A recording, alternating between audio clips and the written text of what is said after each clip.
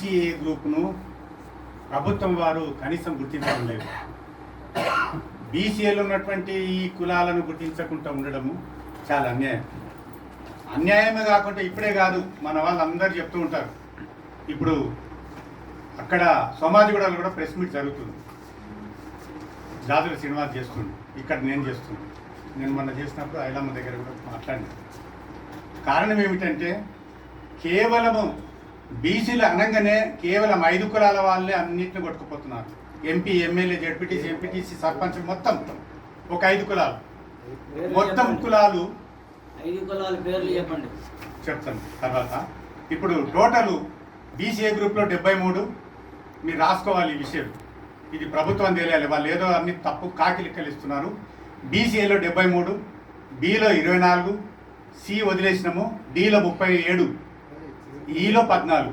C ఒకటే కదా మనకు తెలిసింది, 1% కాబట్టి అది వదిలినాము. ఏలో 73, బిలో 24, డిలో 37, ఈలో 14.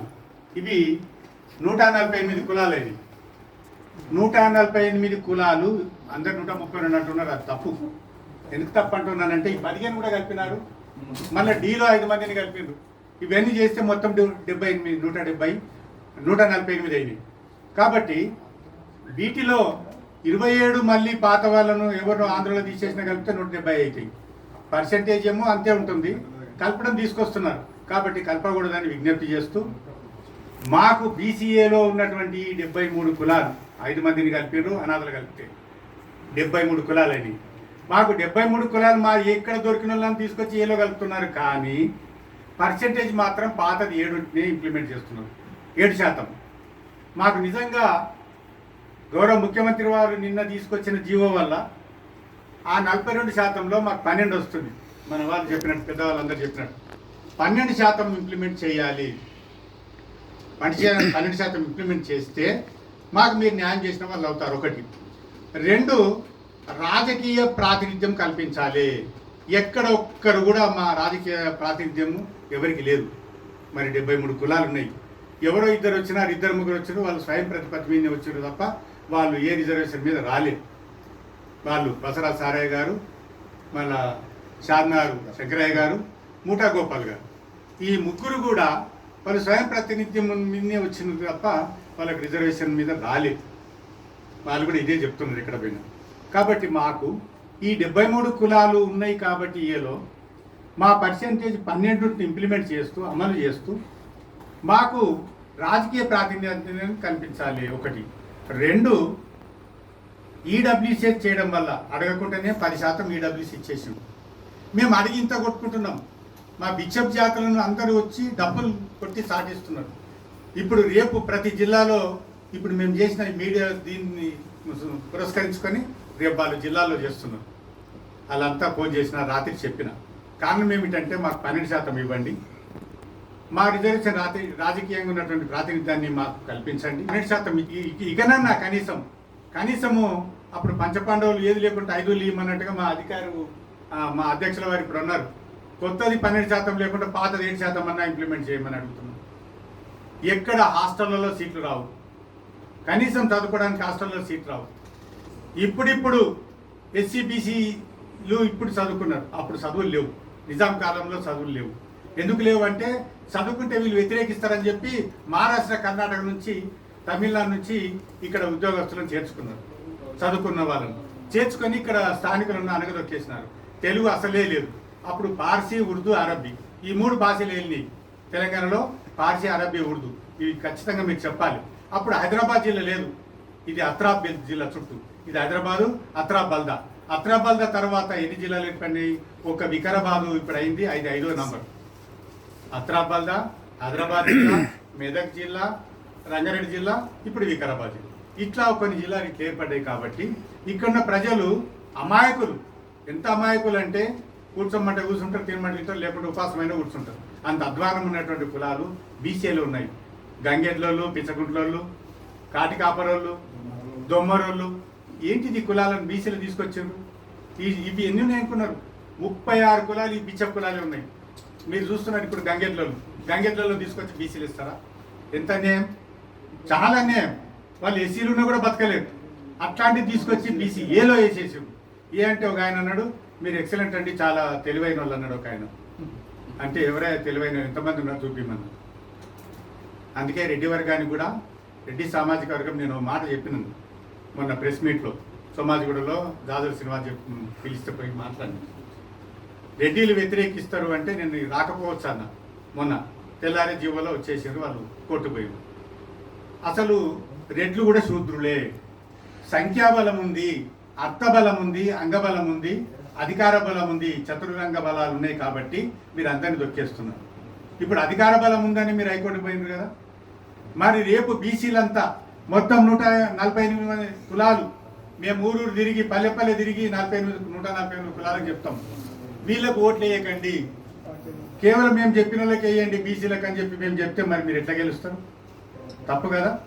అట్లాంటి పని చేయకూడదు కదా. మేము మీ బట్టలు చెప్పుకోలే, మీ భూములు తీసుకోలే, లాక్కోలే, చేనుకాడు ఉన్న చెలకలు గుంజుకోలే, మీ చెట్లు నరుక్కోలే, మీ చించెట్లు మామ చెట్లు నరుక్కోలేదు, మీ పట్టా భూములు లాక్కోలేదు.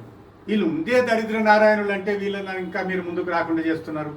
కాబట్టి ప్రభుత్వం వారికి మేము నిజంగా డిమాండ్ చేయడం ఏమిటంటే మమ్మల్ని ఇలా బతకనివ్వండి, మాకు ఉన్నటువంటి హక్కులను కల్పించండి, రాజకీయ హక్కులను ఆర్థిక హక్కులను కూడా కల్పించండి, రిజర్వేషన్లు ఇంప్లిమెంట్ చేయండి, 12% మాకు ఇవ్వండి. అంత కాదంటే 7% అన్నా కనీసం ఇవ్వండి. పాతవి వాళ్ళు 5 అడుకున్నట్టుగా మేము 7% అడుగుతున్నాం. కనీసం ఇవ్వండి. ఇంకా పెద్ద ద్రోహం నేను చెప్పాను కదా, 5 కులాలు మొత్తం తెలంగాణలో ఉన్నటువంటి కులాలన్నిట్లో కూడా 5 కులాలే 148 5 కులాలు అన్ని కొట్టుకుపోతున్నారు. మీకు తెలుసు, వాళ్ళు మన సోదరులే కాబట్టి 5 కులాలు కొట్టుకుపోతే మీకు తెలుసు. మున్నూరు, ముదిరాజు, గౌడ, యాదవ, పద్మశాలి, ఈ 5 కులాలు కొట్టుకుపోతూ పోనీ వాళ్ళని వద్దంటలేము. మరి తెలివి ఉన్నది, వాళ్ళ శాతం వాళ్ళు తీసుకుంటారు. మాకు కూడా చూడండి, మేము ఎవరిని నిందించడం లేదు, తిట్టడం లేదు, మాకు కూడా అవకాశాన్ని కల్పించండి. ఈ 5 కులాల వారు కూడా మీరు మా ఎంబడి ఉంటే మీరు ఎక్కడ నిలబడ్డా మేము ఓట్లు వేపిస్తాం. మా ఏ గ్రూప్లో ఉన్నటువంటి వాళ్ళను 78 కులాలను ఇల్లు తిరిగి మీకు ఓట్లు వేపిస్తాం. కాబట్టి మీ 5 కులాలు బాగుపడి మంచిగా ఉన్నారు కాబట్టి మమ్మల్ని కూడా మీ స్థాయికి రావడానికి అవకాశం కల్పించాలని చెప్పి ఈ 5 కులాల వాళ్ళని కూడా నేను వేడుకుంటున్నాను. ఎందుకంటుంటే కొట్లాడడానికి మాకు శక్తి లేదు, మా దగ్గర డబ్బు లేదు, కోట్లు లేవు, మా దగ్గర చిన్న కోట్లు కూడా లేవు. మా దగ్గర గంగేట్ల దగ్గర ఉంటాయి, వాళ్ళు అడుకొచ్చుకున్న జేబులు కుట్టుకొని పాపం వాళ్ళు తిరుగుతుంటారు, ఎట్లను ఆవులను పట్టుకొని గంగేట్లో తిరుగుతారు. అవి కూడా మా దగ్గర లేవు. ఇప్పుడు నిజంగా చెప్పాలంటే తెలంగాణ మొత్తంలో మా కులంలో నేను ఒక్కని ప్రొఫెసర్, లేరు ఎవరు. మా నాయ బ్రాహ్మణలో నేను ఒక్కని, మొత్తం రాష్ట్రమంతా కూడా. రాష్ట్రమంతలో ఇక వీరు ఒక్కటి, ఇక రాష్ట్రమంతా వీరే ఈ స్థాయికి వచ్చింది. రాష్ట్రమంతలో ఇక వీళ్ళే లీగల్గా వచ్చి ఇంత స్థాయికి వచ్చింది. ఇట్లా ఉంటే ఏం చేయమంటారు? ఒక్క ప్రొఫెసర్ వాల్మీకి బోయలో ఒక్క ప్రొఫెసరే సాంబయ్య గారు, సాంబయ్య సార్ వరంగల్ ఇంతకుముందు వచ్చినాడు. ఇట్లా కులానికి ఒక్కరు కూడా ఇప్పుడు మేము పోతే పోయినట్టే, ఇక మునిగిపోయినట్టే, పడవ సముద్రంలో మునిగిపోయినట్టు, బంగాళాఖాతంలో కలిపేసినట్టే. అందుకని ఈ 5 కులాల వాళ్ళను కూడా ప్రత్యేకంగా అడుగుతున్నా. 1, 2 మా పర్సెంటేజ్ని ఖచ్చితంగా బ్రతికించండి, కొత్త జీవో తీయండి.